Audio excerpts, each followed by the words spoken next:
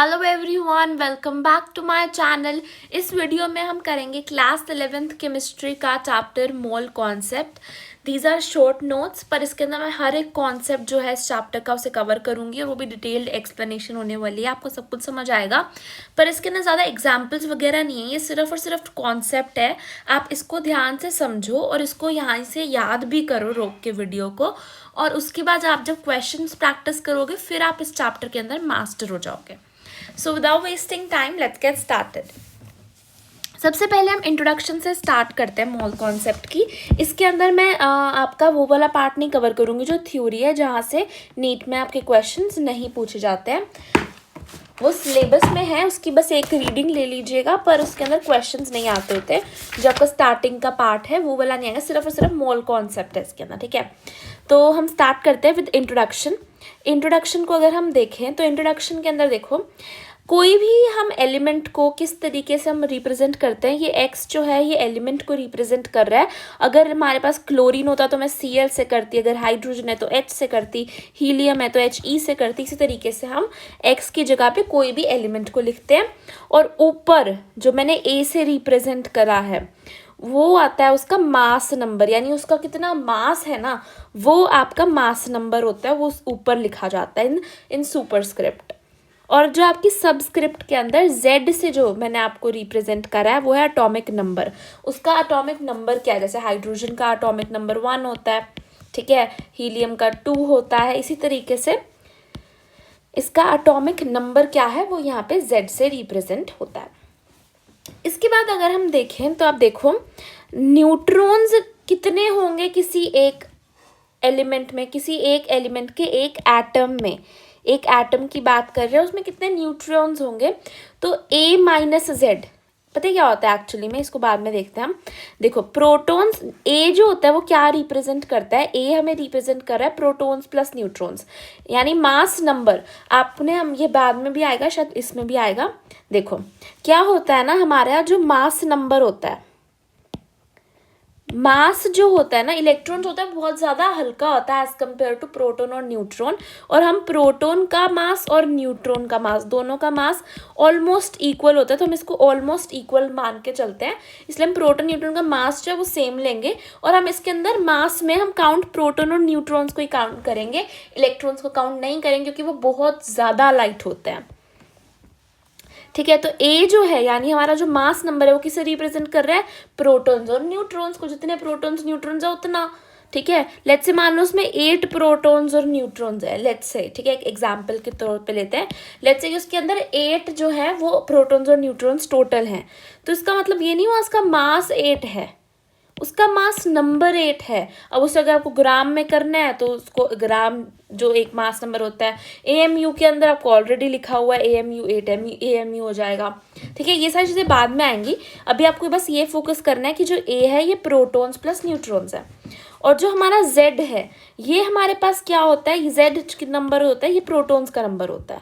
जितना मतलब atomic number होगा उतने ही हमारे प्रोटॉन्स और इलेक्ट्रॉन्स ना इनिशियली हमारे एटम में इक्वल होता है। प्रोटॉन्स हमेशा इलेक्ट्रॉन्स के इक्वल होता है किसी भी एटम में इनिशियली, जब उसने कोई रिएक्शन वगैरह नहीं किया होता।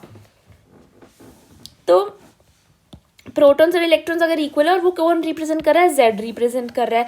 जो पर न्यूट्रॉन्स इक्वल नहीं है प्रोटॉन्स के, न्यूट्रियंस इक्वल नहीं है प्रोटॉन्स के, तो A सिंपली क्या हो जाएगा, आपका प्रोटॉन्स प्लस न्यूट्रॉन्स हो जाएगा। अगर A डबल है Z का तो हम कह सकते हैं न्यूट्रॉन्स प्रोटॉन्स और इलेक्ट्रॉन्स तीनों इक्वल हैं। डिड यू गेट मी, ठीक है।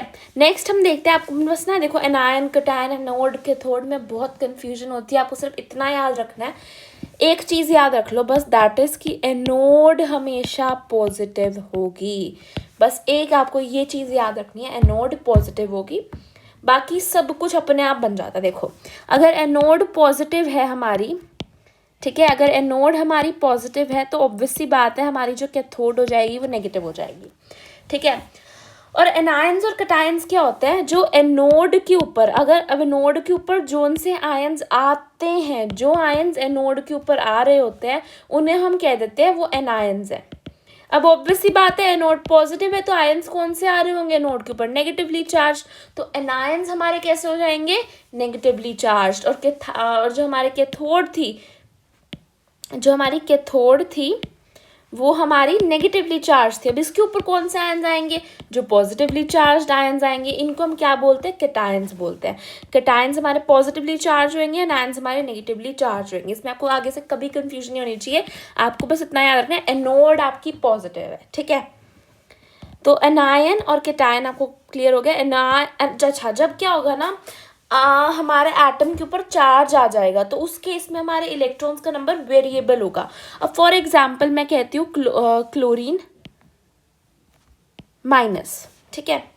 मैं कहती हूँ, अगर मैं लिखती हूँ क्लोरीन माइनस, तो इसका क्या मतलब हुआ, जब हम माइनस साइन दिखाते हैं तो इसका मतलब कि जो मेरा क्लोरीन एटम है इसने गेन किया है इलेक्ट्रॉन। क्या किया है, गेन किया है। अब ऑब्वियस सी बात है, इलेक्ट्रॉन नेगेटिवली चार्ज होता है, तो अगर वो गेन करेगा तो उसके ऊपर भी प्रोटॉन, पहले तो प्रोटॉन इलेक्ट्रॉन इक्वल थे, पर अब उसने इलेक्ट्रॉन गेन करा, मान लो एक, ठीक है। तो अब जो उसके पास नेगेटिव चार्ज है वो ज़्यादा हो जाएगा प्रोटॉन से, है ना। तो फिर इसलिए उसके ऊपर एक नेगेटिव आया। मान लो उसने 2 इलेक्ट्रॉन करे होते तो फिर उसके पास 2 नेगेटिव आ जाता। अच्छा, ये बात भी इंपॉर्टेंट है, प्रोटॉन और इलेक्ट्रॉन का चार्ज इक्वल होता है, बस ऑपोजिट होता है पर वैसे इक्वल होता है। बट प्रोटॉन और इलेक्ट्रॉन का क्या इक्वल नहीं होता है, मास इक्वल नहीं होता है, ठीक है। तो हमें ये बात पता चल गई कि अगर हमारे पास ऊपर नेगेटिव चार्ज है, यानी उसमें इलेक्ट्रॉन्स ऐड हुए हैं, जितना नेगेटिव चार्ज है उतने ज़्यादा ऐड हुए हैं।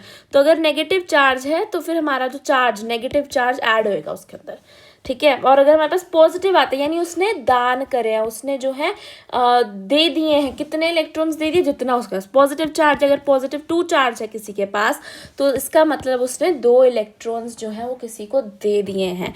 अगर मेरे पास Mg+2 है तो उसने 2 इलेक्ट्रॉन्स दे चुका है, तो यानी इसके प्रोटॉन्स जो होंगे वो इलेक्ट्रॉन से ज़्यादा होंगे। कितने ज़्यादा होंगे, 2 ज़्यादा होंगे। आई होप आपको ये बात जो है वो अच्छे से क्लियर होगी। और बहुत बेसिक बात थी बट फिर भी मैंने आपको बताई, ठीक है। यहाँ पे लिखा भी है जो मास ऑफ एटम वाला है, हमने इसी वीडियो में याद भी करना है। किसी को इसमें कोई याद नहीं हुआ कुछ भी तो प्लीज़ एक बार वीडियो को पॉज कर लो आप और इसको अच्छे से रोक के याद कर लो। इंट्रोडक्शन सबको याद होनी चाहिए, ठीक है। नेक्स्ट पे बढ़ते हैं हम। इंट्रोडक्शन सबको याद होनी चाहिए। देखो मैं एक बार फिर से रिपीट भी कर देती हूँ आपको कि एक्स आपका रिप्रेजेंट करेगा, ऊपर आपका सुपरस्क्रिप्ट की मास नंबर, सबस्क्रिप्ट में एटॉमिक नंबर, प्रोटॉन्स और न्यूट्रॉन्स का सम ए हो जाता है तो न्यूट्रॉन्स हमारे क्या हो जाएंगे, A-Z हो जाएंगे। A-Z सिंपली उधर में मूव कर दिया मैंने प्रोटॉन्स को, ठीक है। प्रोटॉन्स Z होते हैं ना, तो प्रोटॉन्स को उधर मूव करके Z से सिंबलाइज कर दिया। प्रोटॉन्स इलेक्ट्रॉन्स जो होंगे वो इक्वल होंगे, Z होंगे। एनोड हमारी पॉजिटिव होगी, एनायंस हमारे नेगेटिव होंगे। अगर नेगेटिव हैं तो इसका मतलब उसने लिए हैं इलेक्ट्रॉन्स, तो उसका नेगेटिव चार्ज जो है वो बढ़ जाएगा। अगर कैटायंस हैं, देखो प्रोटॉन्स हमेशा सेम ही रहेंगे। प्रोटॉन्स जब एनायन के टाइम जब चार्ज है ना तो प्रोटॉन्स हमेशा Z ही रहेगा।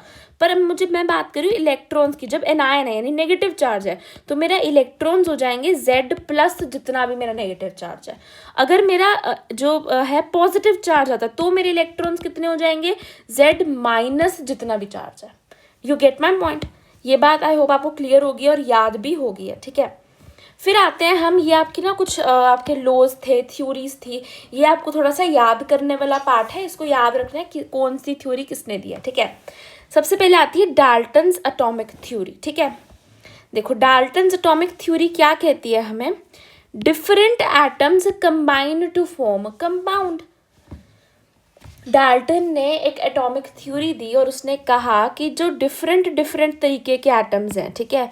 मैं कहती हूँ आपको, लेट्स से एक रेड है और एक ब्लू है, चेंज हो गया वैसे, बट एक रेड है, किसी से भी सिंबलाइज कर लो। लेट्स से ये एक एटम है और ये दूसरा एटम है। जब ये दोनों डिफरेंट एटम्स कंबाइन करके कुछ बनाएंगे तो उसको मैं कंपाउंड बोलूँगी।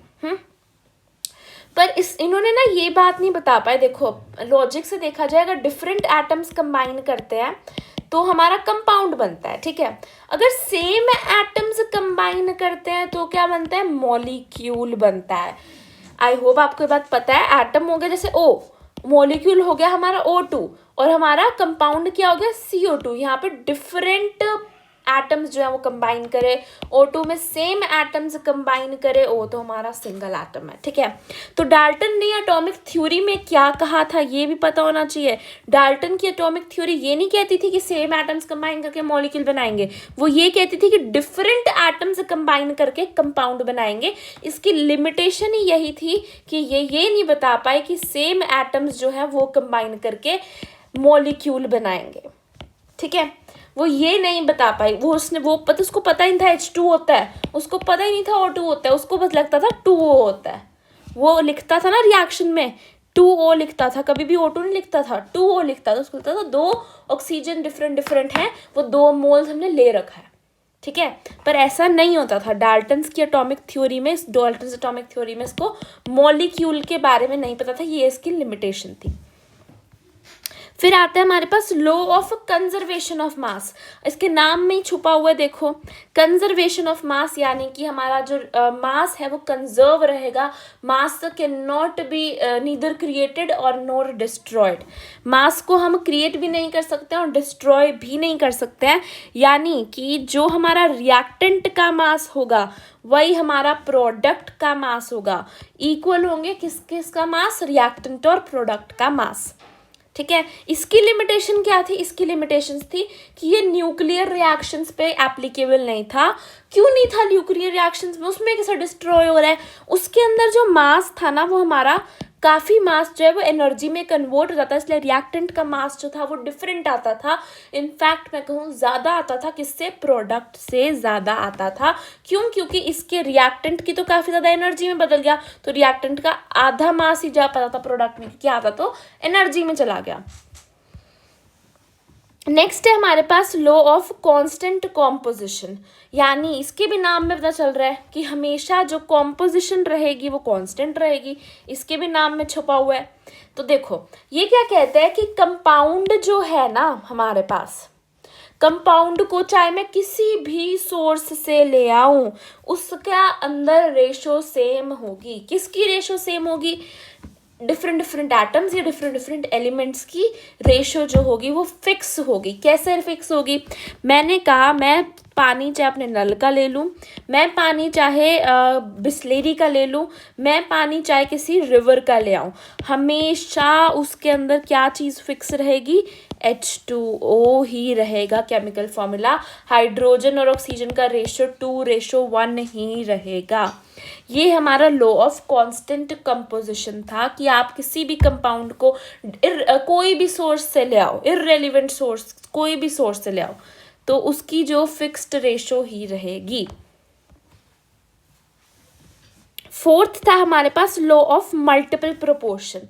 लॉ ऑफ मल्टीपल प्रोपोर्शन क्या कहता था कि दो एलिमेंट्स जो हैं वो जब कंबाइन करेंगे तो वो, देखो, दो एलिमेंट्स अगर कंबाइन करके दो से ज़्यादा कंपाउंड बनाते हैं और उसमें मैं एक एलिमेंट के रेशो को फिक्स कर देती हूँ, तो जो बाकी के दूसरे एटम्स हैं, दूसरा एलिमेंट है, दोनों का उनका सिंपल मास रेशो आएगा। अच्छा, इसका क्या मतलब हुआ, ये लाइन लिखी हुई है, ये इसका क्या मतलब क्या हुआ, मैंने बोल तो दी ये लाइन, ठीक है। एग्जाम्पल से समझते हैं। लेट्स से कि हमारे H और O लिया मैंने, ये दो डिफरेंट एटम्स हैं, ये मिलकर दो तरीके के कंपाउंड्स बना रहे हैं। अब यहीं पे लिखती हूँ मैं, ये मिलकर एक तो बना रहे हैं H2O, एक ही यहाँ पे मिलके बना रहे हैं H2O2, ठीक है। एक इन्होंने मिलके बनाया H2O, एक इन्होंने मिलके बनाया H2O2। तो अब इसमें क्या फ़र्क क्या होगा, इसके अंदर ये कह रहे हैं कि जब दो एलिमेंट्स, देखो यहाँ पे क्या लिखा हुआ, यही लिखा हुआ है ना, जब दो एलिमेंट्स कंबाइन करके दो से ज़्यादा कंपाउंड बना रहे हैं, अब दो ही एलिमेंट्स हैं H और O, ये क्या बना रहे हैं, दो से ज़्यादा नहीं आएगा, यहाँ पे एक से ज़्यादा आएगा, आई एम सॉरी, यहाँ पर एक से ज़्यादा, जब ये एक से ज़्यादा कंपाउंड बना रहे हैं, एक से ज़्यादा ही बना रहे हैं, आपको दिख रहा है H2O भी बना रहे हैं, H2O2 भी बना रहे हैं, तो अगर हम एक एलिमेंट का फिक्स कर दे तो जो दूसरे का मास रेशो होगा वो सिंपल आएगा, यानी कि होल नंबर रेशो आएगा, है ना। ये देखो क्या कह रहा है ये, अब लेट्स से मैं यहाँ पे हाइड्रोजन को फिक्स कर दिया मैंने, देखो यहाँ पे भी हाइड्रोजन 2 हैं, यहाँ पे भी हाइड्रोजन 2 हैं, तो ये कह रहा है कि ऑक्सीजन, इसका मास लिखो, इसका मास हो जाएगा 16G, इसका हो जाएगा 32G। तो इसका जो रेशो होएगा वो हमेशा सिंपल रेशो होएगा, और क्या आया हमारे पास 1:2 आया। यही ये कहने की कोशिश भी कर रहा है, ठीक है। देखो ये यही कह रहा है कि जो हमारे दो एलिमेंट्स अगर कंबाइन करके दो से ज़्यादा कंपाउंड बनाते हैं, तो मैं उनमें से अगर एक एलिमेंट H को मैंने फिक्स कर दिया, तो जो दूसरे O होंगे वो उनका जो मास का रेशो लेंगे जब दोनों का, तो वो सिंपल आएगा, यानी होल नंबर रेशो आएगा। आई होप आपको क्लियर हो गया, और रेड से बोर हो जाते हैं। नेक्स्ट कलर ले लेते हैं, आप गे-लुसाक्स लॉ देखते हैं ब्लू कलर से। देखो पहले इन तीनों को तो याद करने की जरूरत ही नहीं पड़ी। मल्टीपल प्रोपोर्शन, इसके नाम में पता चल रहा है कि जब हम दो एलिमेंट्स को कंबाइन करेंगे, दो से ज़्यादा कंपाउंड बना रहे हैं, एक एलिमेंट को फिक्स करके दूसरे का मल्टीपल प्रोपोर्शन होएगा, है ना। तो और ऊपर वाला क्या कह रहा है, लॉ ऑफ कांस्टेंट कॉम्पोजिशन, यानी कि आप इसे कहीं से भी किसी भी सोर्स से ले आओ, इसके अंदर जो दो एलिमेंट्स का रेशियो होएगा वो हमेशा सेम होएगा। कंजर्वेशन ऑफ मास, मास को ना ही हम क्रिएट कर सकते, ना ही हम डिस्ट्रॉय कर सकते। डाल्टन्स एटॉमिक थ्योरी में पता ही है, याद भी होगी थी कि डिफरेंट एटम्स कंबाइन करके कंपाउंड बनाते हैं। 21 की लिमिटेशन क्या थी कि ये सेम एटम्स को नहीं बता पाया था कि वो मिलके मॉलिक्यूल बनाते हैं, ठीक है। तो हम आते हैं गे-लुसाक्स लॉ। गे-लुसाक्स लॉ जो होता है ना, ये गैस पे जो है, वो गैस जो है इसे फॉलो करती है, ये गैस के लिए है, मतलब एक तरीके से ये लॉ। गे-लुसाक्स लॉ गैस के लिए ये क्या कहती है कि जो रिएक्टेंट्स हैं और प्रोडक्ट्स हैं ना, उनका सिंपल रेशो आएगा। Simple, very very simple. जो हमारा रिएक्टेंट है और हमारा प्रोडक्ट है, इनका जब हम रेशो लेंगे, किस चीज़ का रेशो लेंगे, वॉल्यूम का रेशो लेंगे। यहाँ पे ये मेंशन नहीं है नोट्स में, प्लीज़ कीप इन माइंड, किस चीज़ का रेशो लेंगे, जब हम वॉल्यूम का रेशो लेंगे रिएक्टेंट्स का और प्रोडक्ट्स का, तो वो हमेशा कैसा रेशो आएगा, सिंपल रेशो आएगा। किस केस में, गैसेस के केस में। कौन सा लॉ है, गे-लुसाक्स लॉ, कि रिएक्टेंट और प्रोडक्ट के वॉल्यूम्स का रेशो हमेशा सिंपल रेशो आएगा, होल नंबर रेशो आएगा, मल्टीपल प्रोपोर्शन वाला रेशो आएगा, किसमें, गैसेस के अंदर। फिर आता है एवोगाड्रोस लॉ, ये भी गैसेस के लिए था। इन्होंने क्या बोला कि हमारा जो अगर हमने देखो हमें इक्वेशन पता है ना, PV = nRT। अब हमें पता है इसमें R तो हमारा कांस्टेंट ही होता है, इसको हटा दो, ठीक है। मैंने यहाँ पे क्या बोला कि टेम्परेचर प्रेशर मेरा है ही कांस्टेंट, तो बचा क्या, V और N बच गए, यानी V और N, V1/V2 = N1/N2। यानी कि अगर मेरी वॉल्यूम, लेट्स से कोई भी रिएक्शन है, ठीक है, इसकी वॉल्यूम x है, इसकी वॉल्यूम 2x है, ठीक है, x है 2x है, तो मुझे अगर मोल्स निकालना है, इसका पता है इसका नहीं पता, तो हम इजीली इसके मोल्स जो है वो निकाल सकते हैं। किस इक्वेशन से, V1/V2 = N1/N2। यहाँ पे N जो आपके नंबर ऑफ मोल्स को इंडिकेट करिए, किस कंडीशन में जाके टेम्परेचर और प्रेशर कांस्टेंट होता है, तो हम इसको लो को यूज़ करते हैं। At standard temperature pressure at NTP क्या क्या चीज़ें होती हैं वो भी आगे हम देखेंगे। ये बात प्लीज़ प्लीज़ प्लीज़ अच्छे से याद रखना। Avogadro's law, V1/V2 = N1/N2 eight constant temperature and pressure, ठीक है। ये जो यहाँ पे लिखा हो ना कैनिज़ारो मेथड, ये सब कैनिज़ारो मेथड, ये हम लास्ट में पढ़ेंगे, सबसे नॉट सबसे लास्ट में, बट इस पेज के लास्ट में, ठीक है। देखो मास ऑफ एटम देखते हैं अब। नेक्स्ट ये वाला बॉक्स आपको जो अगर दिख रहा हो, ये वाला बॉक्स अब हमने कवर करना है मास ऑफ एटम का, ठीक है। मैंने आपको पहले ही बता दिया था, मास ऑफ एटम की अगर मैं बात करती हूँ तो इलेक्ट्रॉन मेरा बहुत ज़्यादा हल्का होता है, तो मैं मास ऑफ एटम के अंदर सिर्फ और सिर्फ मास ऑफ प्रोटॉन और मास ऑफ न्यूट्रॉन को ही ऐड करती हूँ। ऐसा क्यों हुआ, याद करना है इन मासेस को भी, इसको भी हमने याद किया है, बॉक्स को, इसको भी हमने याद किया है, इस बॉक्स को भी अभी याद करना है, ठीक है, कोशिश करो याद करने की। एटम के अंदर प्रोटॉन, न्यूट्रॉन, इलेक्ट्रॉन प्रेजेंट होता है, ये बात आपको भी पता है, मुझे भी पता है। प्रोटॉन और न्यूट्रॉन न्यूक्लियस के अंदर प्रेजेंट होते हैं, इलेक्ट्रॉन बाहर शेल्स पे रिवॉल्व करते हैं। आई होप इतनी बेसिक बात है आपको क्लियर हो, ठीक है। प्रोटॉन और न्यूट्रॉन के बारे में बात करते हैं पहले। प्रोटॉन और प्रोटॉन को अगर हम देखें तो प्रोटॉन का मास कितना होता है, इसको याद रखना है आपको। बस एक ये वैल्यू याद रखनी है, बाकी कुछ भी आपको याद रखने की जरूरत नहीं। क्या वैल्यू है? 1.67 इंटू 10⁻⁻24 ग्राम्स। बार बार रिपीट करेंगे। प्रोटॉन, एटम के अंदर जो प्रोटॉन प्रेजेंट होता है, इसका मास कितना होता है? एक सिंगल प्रोटॉन का मास होता है 1.67 इंटू 10⁻⁻24 ग्राम। आप सोच सकते हो कितना छोटा है, क्योंकि पावर जो है 10⁻⁻24 है। यानी इसको मैं अगर कुछ इस तरीके से लिखूँ 0 पॉइंट करके, तो यहाँ पे 23 जीरोज लगाऊंगी, फिर मैं 167 लिखूंगी लास्ट में। You get the point. ये बहुत ज़्यादा लाइट होता है। अब हमारे लिए लग रहा है, पर इलेक्ट्रॉन तो इससे भी बहुत ज़्यादा लाइट होता है। तो देखो, प्रोटॉन जो होता है उसका मास कितना होगा? 1.67 इंटू 10⁻⁻24 ग्राम होगा एक प्रोटॉन का मास। आई रिपीट, कितना मास होगा? 1.67 इंटू 10⁻⁻24 मास होएगा, ठीक है। आई होप आपको ये बात क्लियर हो। अब इसको केजी में कन्वर्ट करना है, आपको पता है -24 की जगह -27 लिख देंगे, सिंपल है। क्योंकि क्या होता है, एक केजी में कितने ग्राम्स होते हैं? 1000 ग्राम्स होते हैं, ठीक है। यहाँ पे -24 का -27 आने, पर आपको बस यही वैल्यू याद होनी चाहिए। ये तो आपको अपने आप ही पता चल गई, ठीक है ना। फिर देखो, हमने क्या किया, हमने ना इसी को यूनिट मान लिया। अब जब हमने मोल कॉन्सेप्ट में पढ़ना है प्रोटॉन, इलेक्ट्रॉन, न्यूट्रॉन के बारे में, हमने इसको यूनिट ही दे दिया एक पूरा। इसके ऊपर हमने यूनिट बना दिया, 2 3 3 एक भी 3 यूनिट, कि ये जो वैल्यू है, बार बार ये वैल्यू लिखे कि मान लो 4 प्रोटॉन है, 4 इंटू 1.67 इंटू 10⁻⁻24। तो ये बहुत यूजलेस लग रहा था, तो हमने इसी को एक यूनिट मान लिया। 1.67 इंटू 10⁻⁻24 ग्राम्स को हमने एक यूनिट दे दिया, ताकि हमारे लिए कैलकुलेशंस बहुत आसान हो जाए। और हमने एक नहीं 3 यूनिट दे दिए। 1 डाल्टन, 1 यूनिफाइड मास लिख देते हैं, 1 AMU और 1 डाल्टन, बेसिकली 2 यूनिट दिए। यू तो ऐसे दिए, वो यूनिफाइड मास, ठीक है। डाल्टन क्यों दिया? क्योंकि हमारे डाल्टन जी ने सबसे पहले एटॉमिक थ्योरी दी थी, है ना। तो हमने डाल्टन दे दिया, एक 1 AMU दे दिया, ठीक है। 1 AMU 1 U 1 डाल्टन किसके बराबर है? 1.67 इंटू 10⁻⁻24 ग्राम्स के बराबर है। नेक्स्ट आता है मेरे पास न्यूट्रॉन। अगर मैं बात करूँ न्यूट्रॉन जो होता है थोड़ा सा ना ज़्यादा भारी होता है प्रोटॉन से, पर ज़्यादा भारी नहीं होता है, इसलिए हम इनको इक्वली मानते हैं। तो क्या मानेंगे इसका भी वेट?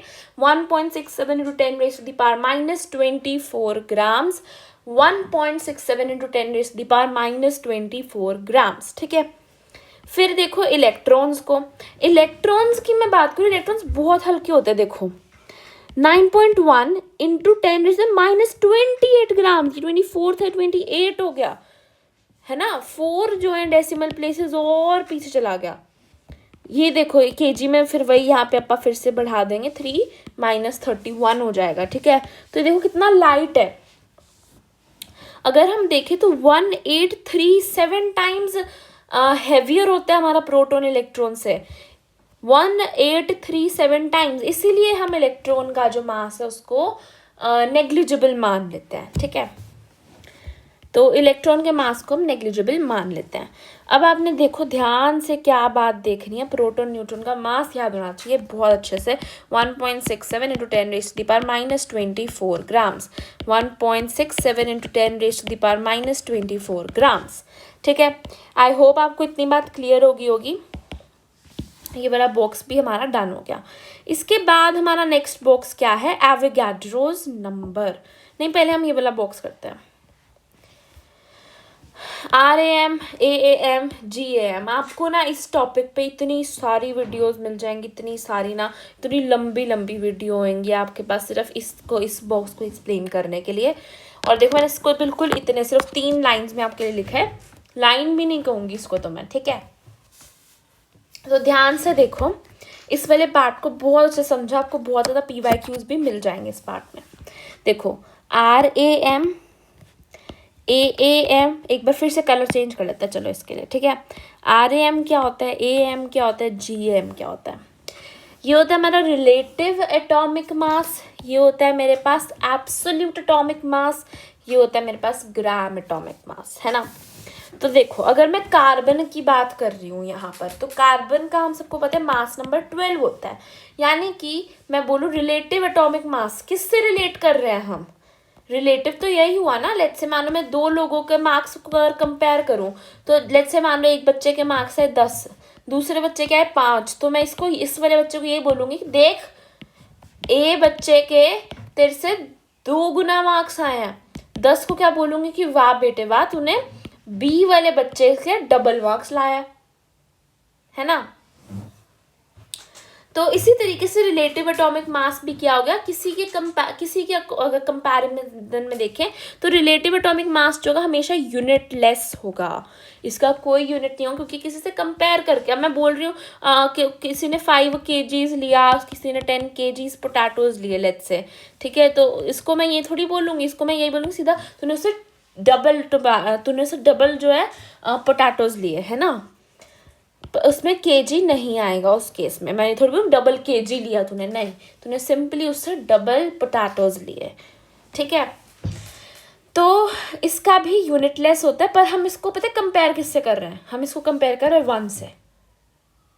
हम इसको अगर डेफिनेशन के अकॉर्डिंग देखें तो हम ऐसे कार्बन जिसका मास 12 होता है उसके 1/12 हिस्से से कंपेयर करें, तो एक तरीके से हम 1 U 1 AMU 1 डाल्टन से इसको कंपेयर कर रहे हैं। तो इसका 12 U है, 12 AMU 12 डाल्टन, तो इसका कितना हो जाएगा, 12 टाइम्स हो जाएगा। तो रिलेटिव एटॉमिक मास क्या हो गया, 12 हो जाएगा। अगर मैं बात करूँ एब्सोल्यूट क्या होगा इसका, असल में इसका खुद का मास क्या होगा, 12 U होएगा simply. Gram atomic mass, gram atomic mass हमें क्या बताता है ना, ग्राम एटॉमिक मास एक तरीके से आप देखो, इसका मास अगर 12 है ना, तो इसके कहने का मतलब ये तो है कि इसका एक एटम का मास 12 U है, ठीक है। पर इसके एक और कहने का मतलब है, हमने देखो आपने सुना हुआ है ना ये वाला एवोगाड्रो नंबर, हमने सबने सुना हुआ है ये। चलो ये पहले एवोगाड्रो पढ़ते हैं, फिर हम ये GAM पढ़ेंगे। एवोगाड्रो नंबर क्या होता है, एक नंबर होता है Na, हमने इसको एक स्टैंडर्ड नंबर मान लिया। एक मॉलिक्यूल, हमने बोला एक मॉलिक्यूल जब हम बात कर रहे हैं तो इसके अंदर इतने एटम्स होंगे, स्पेसिफिकली कितने, 6.022 × 10⁻23 एटम्स होंगे। किसके अंदर एटम्स इतने होंगे, एक हमने बोल दिया एक मोल, हमने एक यूनिट डिसाइड कर ली कि एक मोल एटम्स की जब मैं बात करूंगी तो एक मोल में इतने एटम्स होंगे, these are so many atoms. अब सोचो 6022, उसके बाद आप देखो 1 2 3 20 जीरोस लगेंगे, इसके बाद इतने सारे एटम्स होते हैं एक मोल में। यू गेट द पॉइंट, एक मोल में इतने सारे एटम्स जो होते हैं वो प्रेजेंट होते हैं। अब हमने इतना स्पेसिफिक सा नंबर ही क्यों लिया, हमने कोई थोड़ा सा नॉर्मल नंबर क्यों नहीं लिया कि 10,000 या 20,000, ऐसा नंबर क्यों नहीं लिया हमने, 6.022 × 10⁻23 ही क्यों लिया, क्योंकि इसके पीछे बहुत अच्छा रीज़न है। हम अगर देखें, अगर मैं इतने एटम्स का, लेट्स से मैं कार्बन की ही बात करी, तो कार्बन के अगर मैं इतने एटम्स लेती हूँ तो उसका वेट पता है कितना आता है, exactly 12 grams. You get it, कितनी अच्छी बात है। आप सोचो कि वैसे एक एटम का 12 U होता है, ठीक है, यानी कि कितना हुआ, 12 × 1.67 × 10⁻⁻24 हुआ ग्राम्स में देखे एक एटम का। पर अगर मैं बात करती हूँ Na एटम्स की, यानी एवोगाड्रो नंबर जो होता है, इसको ये एवोगाड्रो नंबर याद होना चाहिए, सबसे इंपॉर्टेंट नंबर यही है चैप्टर में। कोई नंबर भूला ना, इसको मत भूल जाना, कुछ भी नहीं कर पाओगे, ये तो सबसे इंपॉर्टेंट है। मास भूल देना चाहे प्रोटॉन का, इसको नहीं भूलना, ठीक है। 6.022 × 10⁻23, ये तो सबको वैसे याद ही होता है नंबर, बट याद नहीं है, इसको तो 50 बार अपनी कॉपी पे लिख के याद कर लो।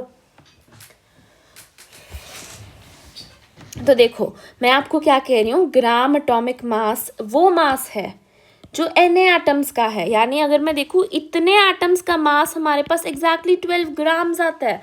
तो हम कार्बन के इतने एटम्स का, यही मैं बात करूँ ऑक्सीजन के इतने एटम, O2 के इतने एटम्स की बात करूँ तो इसका मास एग्जैक्टली हमारे पास 32 ग्राम्स आएगा। O के बात करूँ तो एग्जैक्टली 16 ग्राम्स आएगा। अगर मैं हाइड्रोजन के इतने एटम्स ले लूँ उसका एग्जैक्टली मास 1 ग्राम आएगा। यू गेट द पॉइंट कि जो ग्राम एटॉमिक मास है हमारा वो 12 ग्राम्स आएगा फॉर कार्बन। पर एक बात है, ये एक एटम का बता रहा था RAM AM, पर ये Na एटम्स का बताता है। आई होप आपको ये कॉन्सेप्ट बहुत अच्छे से क्लियर हो गया हो। तो अगर हम 12 ग्राम कार्बन की, तो उसके अंदर कितने एटम्स होंगे? Na एटम्स, इतने एटम्स होंगे। ठीक है, फिर देखो मास 1 एटम ऑफ कार्बन। हाँ, ये वही बोला कॉन्सेप्ट जो मैंने आपको बताया था कि 1 AMU होता ही क्या है। 1 AMU एक्चुअली में क्या होता है कि एक एटम ऑफ कार्बन का मास क्या होएगा। देखो, एक एटम ऑफ कार्बन का कितना मास होएगा? 12 AMU होएगा, तो उसका 1/12 हिस्सा यानी कि 1 AMU, यहीं से इसकी डेफिनेशन आती है। यानी कि 1/12 हिस्सा ऑफ एक कार्बन के मास। सिंपली वैसे हम एक हाइड्रोजन का मास भी कह सकते थे, बट नेवर माइंड। ठीक है, क्यों हमने कार्बन ले लिया, ऑर्गेनिक केमिस्ट्री पूरी कार्बन पे बेस्ड होती है। 1 mole is equal to Na atoms. ये बात तो बिल्कुल क्लियर है। 1 मोल में कितने एटम्स होंगे? Na एटम्स होंगे।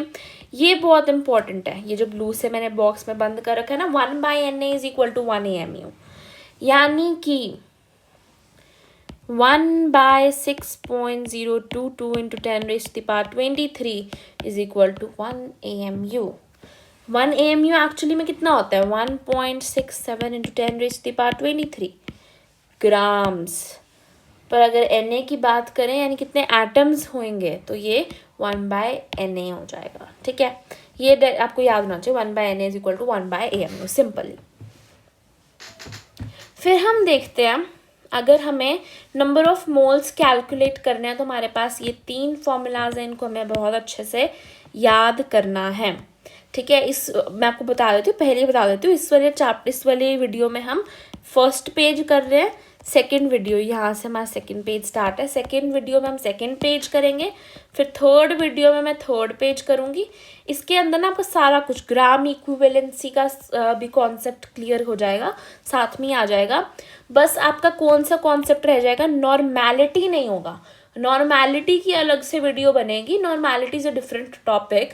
तो नॉर्मैलिटी की मैं अलग से एक वीडियो बनाऊंगी, पर ये चैप्टर को मैं 3 पार्ट्स में डिवाइड करा है, एक में एक पेज, दूसरे में दूसरा, तीसरे में तीसरा। ठीक है, तो सिंपली देखो, अगर मुझे नंबर ऑफ मोल्स निकालने हैं तो 3 तरीके हो सकते हैं। अगर मुझे मास गिवन है उससे मुझे नंबर ऑफ मोल्स निकालने हैं, अगर मुझे मॉलिक्यूल्स गिवन है उससे मुझे निकालने हैं, या मुझे वॉल्यूम गिवन है, किसके लिए? गैस के लिए। ये थर्ड वाला गैस के लिए फॉलो होएगा। अगर मुझे ऐसा है, मुझे मास दे दिया कि इतना मास है, कितने मॉलिक्यूल्स है बताओ, इतनी वॉल्यूम है, कितना मास है ना। तो उसका सबका एक तरीका, एक वाई मैप आपने सुना होगा। वाई मैप क्या होता है? नंबर ऑफ मोल्स हमारा जो होता है वो सेंटर में होता है। वो कुछ भी दिया है ना, आपने सबसे पहले नंबर ऑफ मोल्स निकालने हैं, फिर नंबर ऑफ मोल्स से आप कुछ भी निकाल लेना। नंबर ऑफ मोल्स से सब कुछ निकल जाएगा, कुछ भी दिया हुआ है उससे नंबर ऑफ मोल्स निकल जाएंगे। यानी आपको कुछ जो भी गिवन है उससे पहले नंबर ऑफ मोल्स निकालने हैं और उससे जो भी आपने फाइंड करना है। ठीक है, यही आपका तरीका होना चाहिए किसी भी चीज़ को करने का। तो देखो, पहला फॉर्मूला कहते हैं नंबर ऑफ मोल्स। कितने नंबर ऑफ मोल्स होंगे आप खुद सोचो। आपको जितना मास दिया है डिवाइडेड बाय उसका एक मोल का कितना मास होता है। एक मोल के मास को हम क्या बोलते हैं? मोलर मास बोल देते हैं। और ऊपर हमने देखा GAM, यहाँ पे GAM आएगा, सॉरी GMM ही आएगा। GMM क्या होता है ना, एक्चुअली ग्राम मोलिकुलर मास। जैसे ग्राम एटॉमिक मास था, एटॉमिक मास हो गया एक एटम। मतलब आप देखो ना, अगर मैं बात कर रही हूँ Cl की, नहीं लेट्स से अगर मैं बात कर रही हूँ नियोन की, ठीक है, नियोन की अगर मैं बात कर रही हूँ तो नियोन का तो मैं GM ही निकालूंगी। पर ऑक्सीजन की बात करूँ तो मैं ऑक्सीजन का GM क्यों निकालूंगी? इसका तो O2 का निकालूंगी ना मैं। निकलेगा सेम ही तरीके से। O2 का कितना हो जाएगा? 32 ग्राम्स हो जाएगा। वही सेम तरीके से निकलेगा। 16 2 O2 है ना, तो 32 ग्राम्स हो जाएगा। पर इसको नाम हमने अलग दे दिया। मॉलिक्यूल का निकालना है तो ग्राम मॉलिक्यूलर मास है जी, हम ग्राम एटॉमिक मास नाम नहीं देंगे, GMM देंगे। तो नंबर ऑफ मोल्स हमारे किसके बराबर होंगे? मास जितना हमें गिवन है बाय एक मोल का कितना मास है। मोल, अगर कोई एटम का दे रखा है तो हम यहाँ पे A आ जाएगा, बट यूजुअली हमें Cl2 होगा, O2 होगा, सब मॉलिक्यूल के अंदर मिलते हैं, तो GMM होगा। ठीक है, ग्राम मॉलिक्यूलर मास, और इसको हम मोलर मास ही बोल सकते हैं। एक मोल का कितना मास है, एक तरीके से मास बाय एक मोल का कितना मास है, आपको नंबर ऑफ मोल्स आ जाएंगे। वैसे ही टोटल आपको कितने मॉलिक्यूल्स गिवन है, बाय एक मोल में कितने मॉलिक्यूल्स होते हैं, Na मॉलिक्यूल्स होते हैं, Na एटम्स होते हैं, तो मॉलिक्यूल्स बाय Na आपको नंबर ऑफ मोल्स मिल जाएंगे। फिर आपको निकालना नंबर ऑफ मोल्स, फिर से निकालना है आपको वॉल्यूम दे रखी है जो भी, वो यहाँ पे लिख दो, डिवाइडेड बाय एक मोल कितनी वॉल्यूम घेरता है। एक मोल गैस, आप सबको पता है, देखो ये बात भी हमने पहले पढ़ी है, सॉलिड जो होगा उसकी फिक्स्ड वॉल्यूम फिक्स्ड शेप होगी, जो हमारा लिक्विड होगा उसकी फिक्स्ड शेप नहीं होगी पर उसकी फिक्स्ड वॉल्यूम जरूर होगी। पर जो गैस है उसकी ना ही फिक्स्ड शेप ना ही फिक्स्ड वॉल्यूम, जितना ज्यादा जगह दोगे उतनी वॉल्यूम वो घेर लेगा, है ना। तो इसी तरीके से तो हमें पता है एक मोल गैस कितना वॉल्यूम घेरेगी एट कांस्टेंट टेम्परेचर प्रेशर। ऐसे तो मैं प्रेशर इंक्रीज कर दूंगी, टेम्परेचर इंक्रीज कर दूंगी तो ज़्यादा ही घेरेगी ऑब्वियसली, पर वैसे अगर मैं टेम्परेचर और प्रेशर अगर कांस्टेंट रखती हूँ, कितना रखती हूँ, दो रख सकते हैं, एनटीपी या एसटीपी। एनटीपी क्या होगा आपका जब टेम्परेचर 273 होगा, प्रेशर 1 atm होगा। एसटीपी क्या होगा जब टेम्परेचर 273 केल्विन होएगा और आपका प्रेशर क्या होएगा 1 बार होएगा। एसटीपी पे 1 बार, एनटीपी पे 1 एटमॉस्फेयर। तो एसटीपी पे हमारा एक मोल कितनी जगह घेरेगा, दैट इज 22.7 लीटर्स, और एनटीपी पे 22.4 लीटर्स। इसको याद करो मेरे साथ, नंबर ऑफ मोल्स की अगर हम बात करें तो एक mole gas at NTP will कितनी जगह लेगा, 22.4 लीटर जगह लेगा। और एक मोल गैस एसटीपी पे कितनी जगह लेगा, कितनी वॉल्यूम लेगा, 22.7 लीटर्स लेगा। आई रियली होप आपको समझ आ गया कि एक मोल गैस एनटीपी पे 22.4 लीटर्स लेगा और एक मोल गैस एसटीपी पे 22.7 लीटर्स लेगा। इसे याद रखो, एनटीपी पे कम, एसटीपी पे ज़्यादा है। 22.4 एट एनटीपी, 22.7 एट एसटीपी। इतनी एक मोल जगह घेरेगा, और आपको जितनी दी हुई है उसको डिवाइड कर दोगे तो नंबर ऑफ मोल्स आपके पास आ जाएंगे। ठीक है, इसके बाद आता है हमारे पास स्टोशियोमेट्री का कॉन्सेप्ट, फिर आइसोटॉप्स तो छोटा सा, परसेंटेज यील्ड, बहुत छोटे छोटे टॉपिक रह गए। ऑलमोस्ट हमारी वीडियो खत्म होने वाली है, 5-7 मिनट और। ठीक है, देखो स्टोशियोमेट्री की अगर मैं बात करती हूँ तो स्टोशियोमेट्री को देखो, स्टोशियोमेट्री होता क्या है। अगर कोई भी रिएक्शन है, let's say this is A B C D, इनका मैंने स्टेट भी दे रखा है, जी यानी गैस, एस मतलब सॉलिड, लिक्विड को ऐसे रिप्रेजेंट करते हैं। जब हम ए क्यू लिखते हैं तो इसका मतलब होता है एक्वस सोल्यूशन, यानी उसको पानी में हमने मिक्स कर रखा है। ठीक है, तो देखो ये लेट्स से कितना ही मोल, ये आगे लिखा है मोल। ठीक है, ये इसका स्टोशियोमेट्रिक कोफिशिएंट होता है, मोल कह लो या मॉलिक्यूल कह लो। ठीक है, तो स्टोशियोमेट्रिक कोफिशिएंट होता है, ये जो आपके आगे पिंक से दिखा हुआ है ना, दिस इज स्टोशियोमेट्रिक कोफिशिएंट होता है।